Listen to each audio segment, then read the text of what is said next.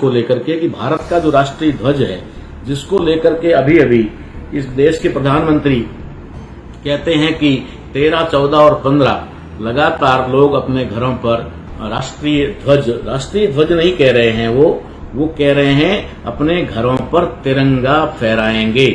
सरकार न्यायपालिका पर उनका पूरा कब्जा है और आगे चल करके उन्होंने विधायिका को पूरी तरह से, यानी कोई भी राजनीतिक पार्टी या राजसत्ता में पहुंचने वाली पार्टी ऐसी नहीं होगी जिनके ऊपर इनका पूरा कब्जा या वर्चस्व ना हो। यहाँ की मुख्यमंत्री किसको बनाना है राज्य का, ये भी पार्टी के वो लोग तय करते हैं जिनका उनके ऊपर नियंत्रण है। कोई भी व्यक्ति अपनी मर्जी से या स्वतंत्रता से वहां का सीएम नहीं बन सकता। साथियों, ये तथाकथित आजादी, मैं तथाकथित ही कहूंगा क्योंकि ये आजादी हमारी आजादी नहीं थी।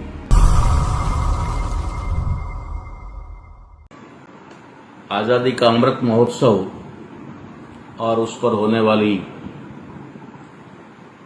जो तिरंगा, घर घर तिरंगा का जो अभियान 13 अगस्त से 15 अगस्त तक होने जा रहा है, उसके बारे में हम लोग थोड़ी यहाँ पर चर्चा करेंगे। साथियों, ये तथाकथित आजादी, मैं तथाकथित ही कहूंगा क्योंकि ये आजादी हमारी आजादी नहीं थी। और 15 अगस्त 1947 को किसी भी प्रकार की देश की कोई आजादी या फिर स्वतंत्रता, स्वाधीनता का मामला उससे जुड़ा हुआ नहीं है।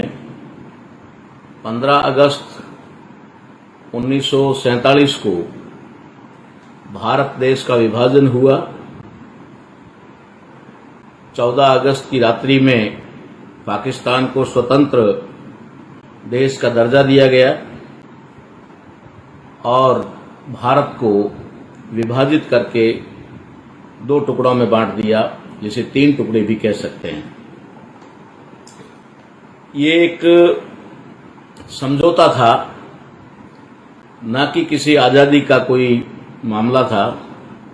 यहां पर सिर्फ और सिर्फ सत्ता हस्तांतरण, जिसे हम अंग्रेजी में कह सकते हैं ट्रांसफर ऑफ पावर, यानी जो पावर अंग्रेजों के पास में था, अंग्रेजों ने उस पावर को हस्तांतरित किया, ट्रांसफर किया और भारत के अंदर जो पहले से ही वर्ण व्यवस्था के आधार पर जो श्रेष्ठ कहे जाने वाले या फिर वर्ण व्यवस्था में सबसे ऊपर दर्जा प्राप्त लोगों के हाथ में सत्ता सौंपी गई। ये सत्ता का हस्तांतरण था, न कि आजादी का कोई मामला था। और इसका मैं आपको बाकायदा सबूत के साथ बात करूंगा, क्योंकि किसी भी प्रकार की अफवाह फैलाना देश में अपराध या गुनाह माना जाता है। लेकिन उसके साथ साथ एक बात और भी है कि किसी सच्चाई को छुपा कर रखना और उस सच्चाई को दबा करके झूठ को प्रचारित करना, ये भी अपने आप में एक अपराध की श्रेणी में आता है, जो इस देश में पिछले 75 साल से लगातार हो रहा है। हमें भी जानकारी नहीं थी, इसलिए हम भी उसमें बहुत समय तक शामिल रहे। लेकिन जब से इसकी जानकारी मिली कि 15 अगस्त 1947 ये देश की आजादी का दिन नहीं, ये सत्ता हस्तांतरण का और देश के विभाजन का, जिसे हम बहुत भारत के इतिहास में एक काला दिवस कह सकते हैं। और इसके बारे में दूसरे ही दिन महान साहित्यकार अन्ना भाऊ साठे, जिन्होंने बताया था कि ये आजादी झूठी है, देश की जनता भूखी है। इसका मतलब है कि 15 अगस्त 1947 को जो समझौता हुआ, उसमें जनता को किसी भी प्रकार का कोई अधिकार या फिर उनको किसी प्रकार के कोई हक प्राप्त नहीं हुए, बल्कि एक विशेष वर्ग जो सदियों से इस देश में शासक की भूमिका में रहा, उसी के हाथ में सत्ता आ गई। अर्थात हम सीधे शब्दों में कह सकते हैं कि एक विदेशी ने दूसरे विदेशी के हाथ में सत्ता हस्तांतरित की, ट्रांसफर ऑफ पावर किया और उनको कहा कि अब ये देश तुम्हारे हवाले है, हम तुम्हें दे करके जा रहे हैं। इसलिए 15 अगस्त 1947 को देश की आजादी का मामला न होने की वजह से इस देश के अंदर हर साल जो 15 अगस्त एक आज़ादी के महोत्सव के रूप में, एक फेस्टिवल के रूप में मनाया जाता है और खास करके सरकारी कार्यालयों में या फिर सरकारी संस्थानों में, विशेष करके विद्यालयों में जहां हमारे बच्चे शिक्षा प्राप्त करते हैं और जहां से उनको देश के लिए तैयार होना होता है, उन स्कूलों में बड़े पैमाने पे ये मनाया जाता है और वहां बच्चों को 15 दिन पहले ही ये दिमाग में डाल दिया जाता है कि आज़ादी का दिन आ रहा है, इस दिन हम लोग आज़ाद हुए थे। हम लोग आज़ाद हुए, इसके दो अर्थ होते हैं। जैसा कि बाल गंगाधर तिलक ने एक नारा दिया था कि स्वराज्य मेरा जन्म सिद्ध अधिकार है, लेकिन उन्होंने हम में ये नहीं कहा कि किसका। हम स्वराज हमारा जन्म सिद्ध अधिकार है। हमारा मतलब, उनका मतलब आज हमें समझ में आता है कि वो जन्म सिद्ध अधिकार सिर्फ और सिर्फ ब्राह्मणों का जो है जन्म सिद्ध अधिकार है। इसलिए उन्होंने कहा कि स्वतंत्रता या स्वाधीनता हमारा जन्म सिद्ध अधिकार है, स्वराज हमारा जन्म सिद्ध अधिकार है। और इस तरीके का प्रयास जो चल रहा था वो 15 अगस्त 1947 को पूरा हुआ और जो लोग अपना स्वराज चाहते थे उनको स्वराज मिल गया। इसलिए हम लोग किसी भी कीमत पर इसे अपनी और देश की आज़ादी का दिन नहीं कह सकते। ये देश की आज़ादी का दिन नहीं था, ये एक वर्ग विशेष को सत्ता हस्तांतरण का दिन था। इसके लिए आपको संवैधानिक सबूत जो मैं यहाँ देने जा रहा हूं कि संविधान के अंदर आपको स्पष्ट, आपके पास अगर संविधान है या फिर कहीं से संविधान प्राप्त होता है तो आप देख सकते हैं। मेरे पास में भारत का संविधान है और मैं इस भारत के संविधान के अंतर्गत आपको ये जानकारी देना चाहता हूं कि ये जो आप देख सकते हैं, ये संविधान का आर्टिकल 95, जो यहां से आपको साफ तौर पे ना भी दिखाई दे तो मैं आपको पढ़ के सुना देता हूं कि आर्टिकल 395 यानी 395 अर्थात इस संविधान का आखिरी यानी 395वां अनुच्छेद आर्टिकल 395, और इसमें स्पष्ट लिखा है निरसन। निरसन शब्द जो है ये ट्रांसलेट किया हुआ शब्द है और निरसन का मतलब होता है हटा देना या फिर उसको अमान्य कर देना, उसको पूरी तरह से खारिज कर देना। ये निरसन शब्द का अर्थ होता है। तो यहाँ इस आर्टिकल को ही निरसन नाम दिया गया है। अब निरसन किस बात का किया गया, ये बात आप अच्छी तरह से समझ सकते हैं, ताकि जो अपराध आप लोगों से करवाया जा रहा है, देश के पढ़े लिखे लोगों से करवाया जा रहा है, देश के प्रशासनिक अधिकारियों से करवाया जा रहा है, देश के अंदर बैठे बहुत बड़े बड़े संविधान की शपथ लेकर संवैधानिक पदों पर बैठे हुए लोगों से जो अपराध करवाया जा रहा है, उस अपराध के बारे में आपको मैं बताना चाहूंगा।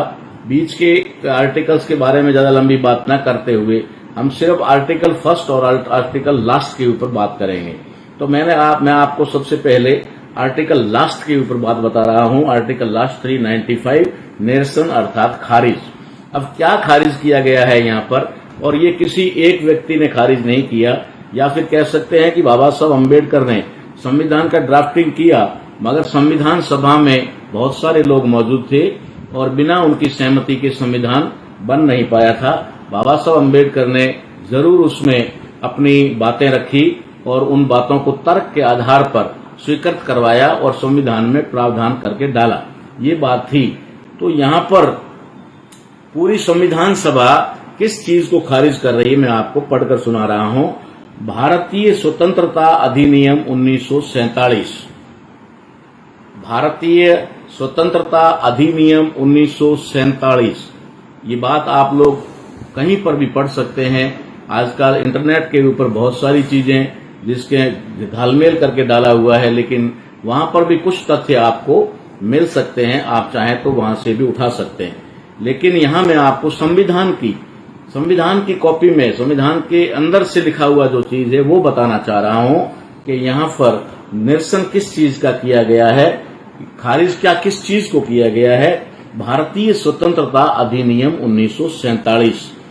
आगे किसको खारिज किया, और भारत शासन अधिनियम 1935 का पश्चात कथित अधिनियम की संशोधक या अनुपूरक सभी अधिनियमितों को के साथ जिसके अंतर्गत फ्री काउंसिल अधिकारिता उत्साधन अधिनियम 1949 1949 नहीं है, इसके द्वारा निरसन किया जाता है।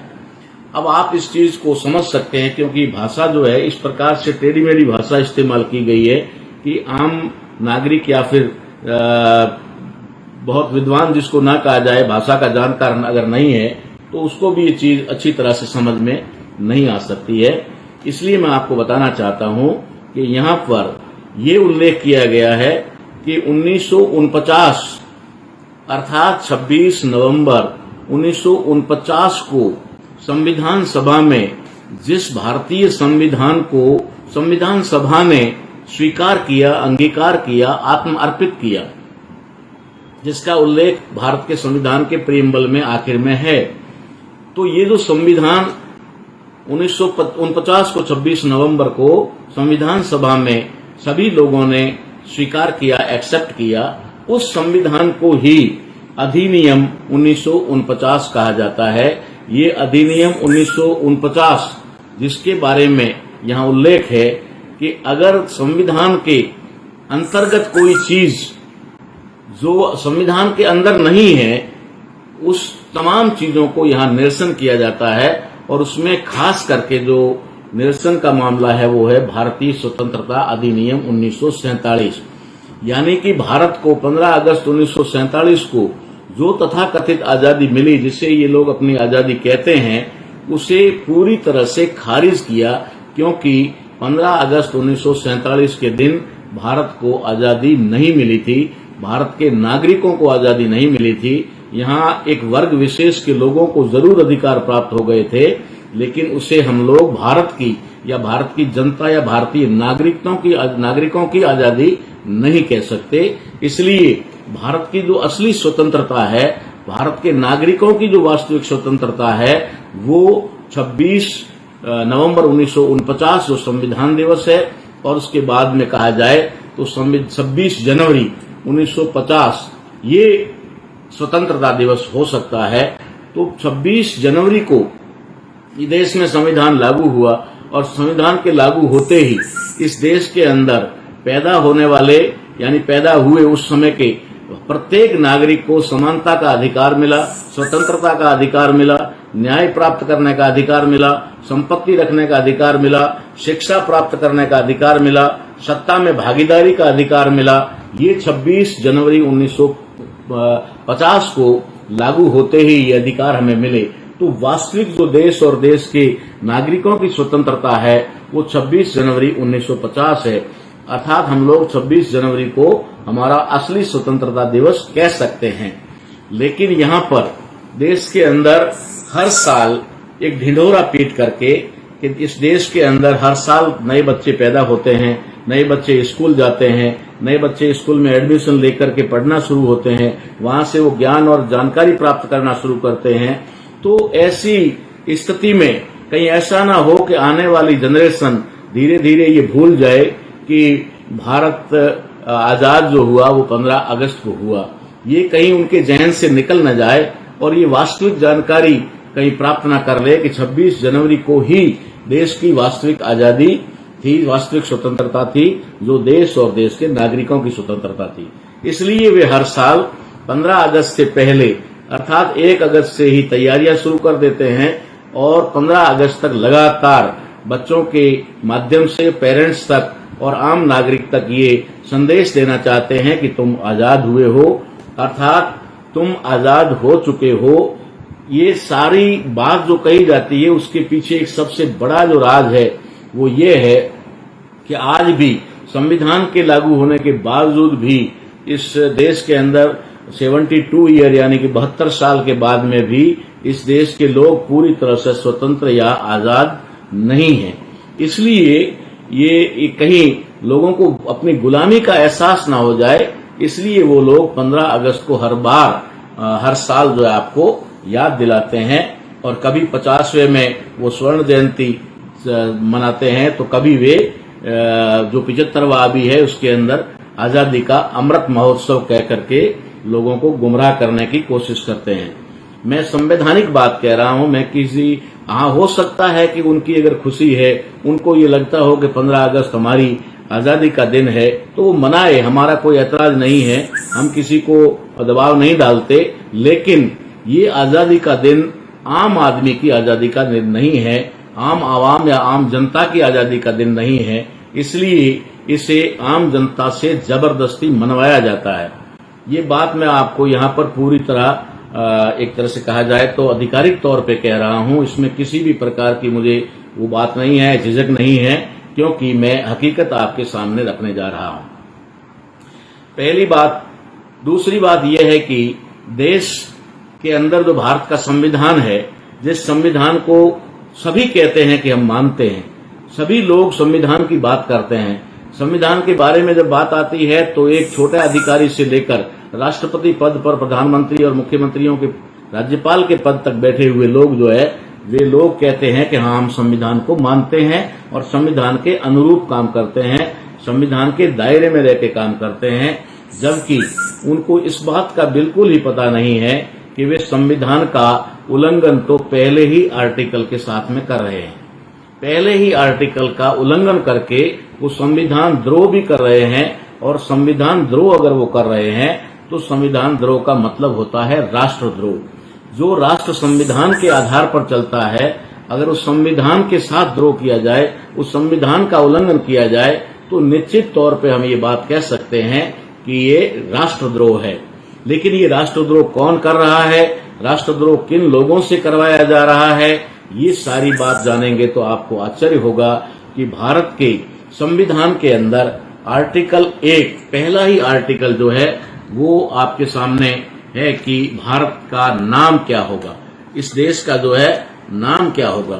इस नाम को लेकर के भारत के संविधान सभा में, तत्कालीन संविधान सभा के अंदर बहुत डिस्कस और डिबेट हुई, बहुत सारी चर्चा हुई, और चर्चा होने के बाद में ये तय किया गया कि संघ और उसका जो राज्य क्षेत्र है और उसका नाम क्या होगा।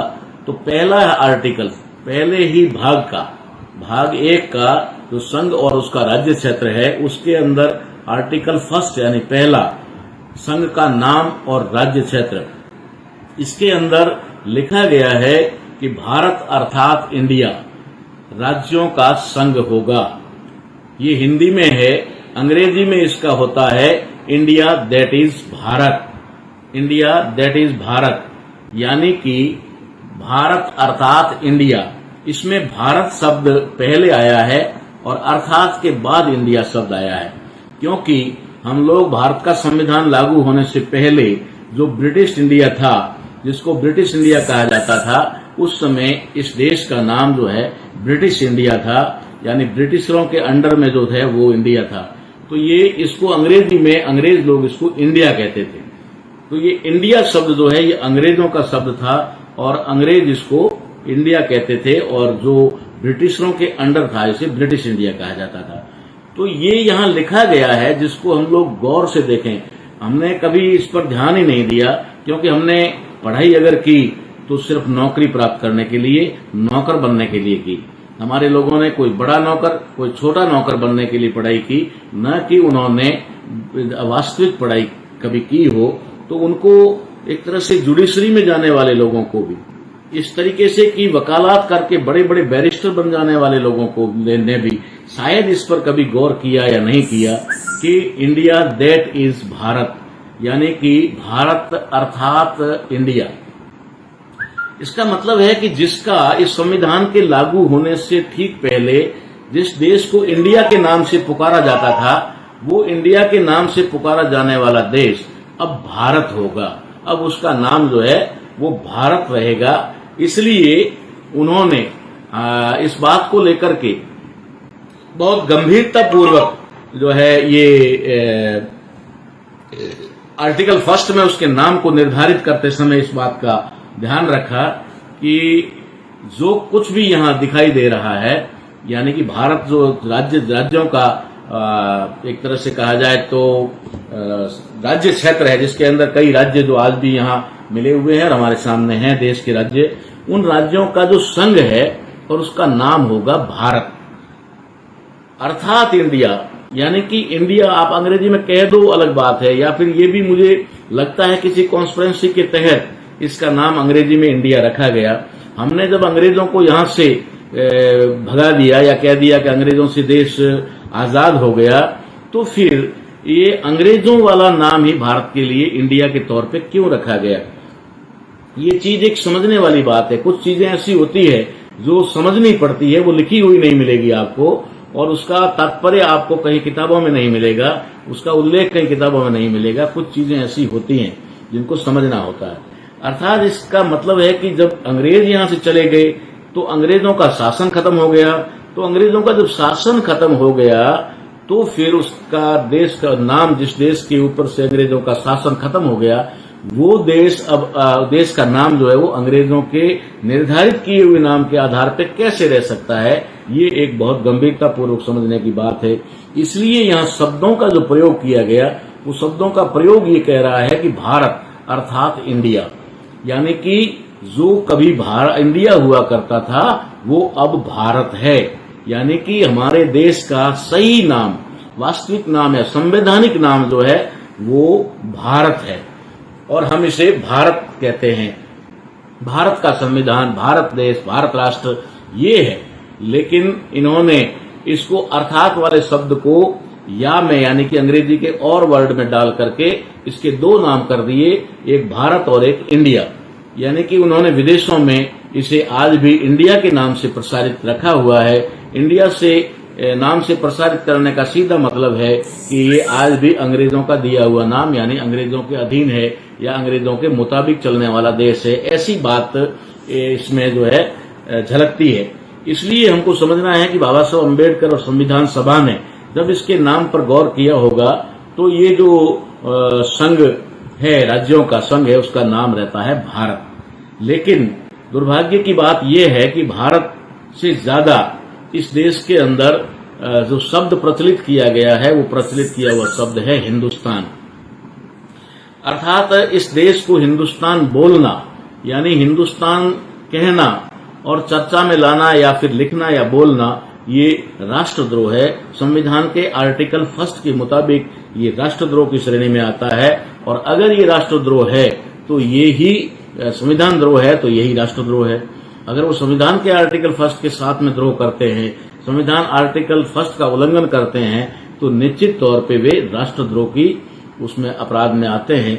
लेकिन जो सत्ता में बैठे हुए लोग हैं, वे लोग खुद ही इसको बदल करके हिंदुस्तान बनाना चाहते हैं, जो उनके मंसूबे संविधान सभा में भी थे। लेकिन उस समय बाबा साहब अम्बेडकर ने तर्क और अपने विचारों और उसके काबिलियत के आधार पर इस देश को हिंदुस्तान नहीं बनने दिया और भारत बनाया, जो कि अपने आप में एक धर्मनिरपेक्ष राष्ट्र है। इसके अंदर भारत में रहने वाले जो भारत के इंडिजीनियस पीपल हैं, यहाँ पर मैं उल्लेख करना चाहूंगा इंडिजीनियस पीपल्स का, यानी कि जो 9 अगस्त को यहाँ संविधान दिवस मनाया जा रहा है, वो संविधान दिवस आदिवासी दिवस जो मनाया जा रहा है, ये आदिवासी दिवस इंडिजीनियस पीपल है। तो बाबा साहब अम्बेडकर ने इस देश के इंडिजीनियस पीपल्स को ध्यान में रखते हुए संविधान की रचना की, संविधान की ड्राफ्टिंग की। तो वो जानते थे कि भारत में रहने वाले सभी इंडिजीनियस पीपल जो हैं, वे अलग अलग धर्मों में बटे हुए हैं। उन्होंने अपना मूल धर्म जो है वो भुला दिया है, और जो भी धर्म इस देश के अंदर तथाकथित बाहर से आए हुए धर्म हैं, उन धर्मों को अपना चुके हैं। इसलिए भारत के जो इंडिजीनियस पीपल हैं, वे सभी धर्मों में पाए जाते हैं। इसलिए ये देश जो है धर्मनिरपेक्ष होगा, और संविधान जो है वो धर्मनिरपेक्ष होगा। इसलिए उन्होंने इसका नाम भारत रखा, न कि हिंदुस्तान। हिंदुस्तान का बाबा साहब अम्बेडकर ने घोर विरोध किया था, और संविधान सभा को इस बात को मानने के लिए एक तरह से कहा तो कन्विंस किया था कि ये देश हिंदुस्तान नहीं होगा, ये सिर्फ हिंदू राष्ट्र नहीं होगा, ये सभी धर्मों का राष्ट्र होगा, और जो संविधान है वो सभी धर्मों को बराबर मान्यता और सम्मान देगा, और वो सभी धर्मों का जो है मानने के लिए अधिकार देगा। ये बात है। इसलिए इस बात को हमें गंभीरता से विचार करना है कि जहां पर भी, जिस मंच पर भी भारत देश को हिंदुस्तान के नाम से पुकारा जाता है या उसका हिंदुस्तान नाम लिया जाता है, तो ये संविधान द्रोह की श्रेणी में आता है, जो राष्ट्रद्रोह है। और इसको राष्ट्रद्रोह लेकर के हम लोग कह सकते हैं कि ऐसा शब्द बोलने वाले लोगों के ऊपर भी हम कानूनी कार्रवाई कर सकते हैं, उनके ऊपर भी मुकदमे दर्ज हो सकते हैं, जो इसको हिंदू राष्ट्र कहते हैं। अब मैं आऊंगा सीधा ही आपके पास में राष्ट्रीय ध्वज को लेकर के, कि भारत का जो राष्ट्रीय ध्वज है, जिसको लेकर के अभी अभी इस देश के प्रधानमंत्री कहते हैं कि 13, 14 और 15 लगातार लोग अपने घरों पर राष्ट्रीय ध्वज नहीं कह रहे हैं, वो कह रहे हैं अपने घरों पर तिरंगा फहराएंगे। तिरंगा उन्होंने लगभग मेरे ख्याल से 2014 में या 15 के आसपास में एक गुजरात के अंदर और सभी राज्यों में तिरंगा यात्रा भी निकाली थी, जिसका बड़े पैमाने पर विरोध भी हुआ था। और हमने जब लोगों को जागरूक किया कि तिरंगा यात्रा जो है ये गलत है, और पहली बात तो ये गलत है। गलत क्यों है? क्योंकि देश का जो ध्वज है, हमारा जो नेशनल फ्लैग है, जो राष्ट्रीय ध्वज है, वो तिरंगा नहीं है। इसे तिरंगा कहना ही अपने आप में, जिस तरीके से भारत को हिंदुस्तान कहना अगर अपराध की श्रेणी में आता है, राष्ट्रद्रोह की श्रेणी में आता है, तो भारत के राष्ट्रीय ध्वज को भी तिरंगा कहना ये भी राष्ट्रद्रोह में आता है, यानी एक अपराध में आता है। इसके खिलाफ भी कानूनी कार्रवाई होनी चाहिए अगर इस देश के ध्वज को वो तिरंगा कहते हैं। अब मैं आपको जानकारी दूंगा कि ध्वज कैसे और क्या किस रूप में बना। इस देश के अंदर जब संविधान लिखा जा रहा था, तो तथाकथित हमारी जो आजादी है, उस आजादी से पहले, जिसको हम लोग 15 अगस्त 1947 कहते हैं, मैं तथाकथित ही कहूंगा क्योंकि वो हमारी मूल आजादी नहीं है, उससे पहले 22 जुलाई को संविधान सभा के अंदर भारतीय संविधान को एक्सेप्ट किया गया। जो संविधान बनकर के तैयार हुआ, राष्ट्रीय ध्वज जो बनकर तैयार हुआ, उसको एक तरह से संविधान सभा में मान्यता दी गई 22 जुलाई 1947 को। लेकिन उस समय भारत का जो राष्ट्रीय ध्वज है वो ठीक वैसा ही, जैसे कि ऊपर केसरिया, बीच में सफेद और उसके नीचे हरा रंग, और बीच में जो है चरखा था, चरखे का निशान था। और इसको संविधान सभा में बाबा साहब अम्बेडकर ने इसका थोड़ा सा टिप्पणी किया होगा, लेकिन उस समय उसको एक बार स्वीकार किया गया। उसके बाद में इस पर डिस्कस और डिबेट चली, और चलने के बाद 26 जुलाई 1948 के दिन 26 जुलाई 1948 के दिन हमारे राष्ट्रीय ध्वज को एक तरह से अंतिम रूप दिया गया, यानी उसमें कुछ परिवर्तन किया गया। जो 22 जुलाई 1947 को एक्सेप्ट हुआ था, उसके अंदर कुछ परिवर्तन करके, यानी कि राष्ट्र का जो ध्वज है, उस ध्वज के अंदर से चरखे को बाहर निकाला गया। चरखे को वहां से हटा करके अशोक धम्म चक्र को स्थापित किया गया, जो नीले कलर में उसके बीच में स्थापित है। यानी कि अगर हम वर्तमान के हमारे राष्ट्रीय ध्वज को देखें तो साफ दिखने में नजर आता है कि उसके अंदर 4 कलर हैं।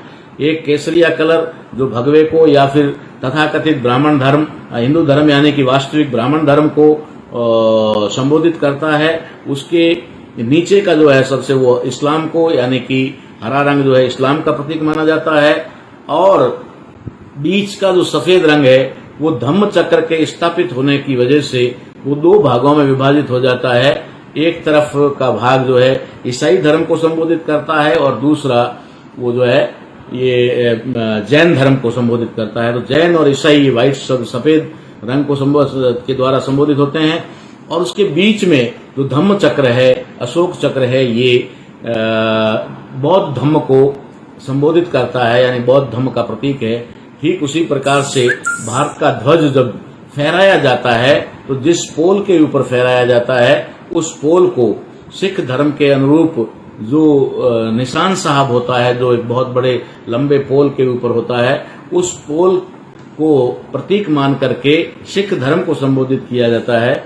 अर्थात हमारा जो राष्ट्र ध्वज है वो पोल के रंग को अगर शामिल किया जाए, पहले उसके पीले कपड़े से उसको ढका जाता था, और पीले कपड़े से ढक करके फिर उसको निशान साहब कहा जाता था, उसके ऊपर निशान साहब को स्थापित किया जाता था।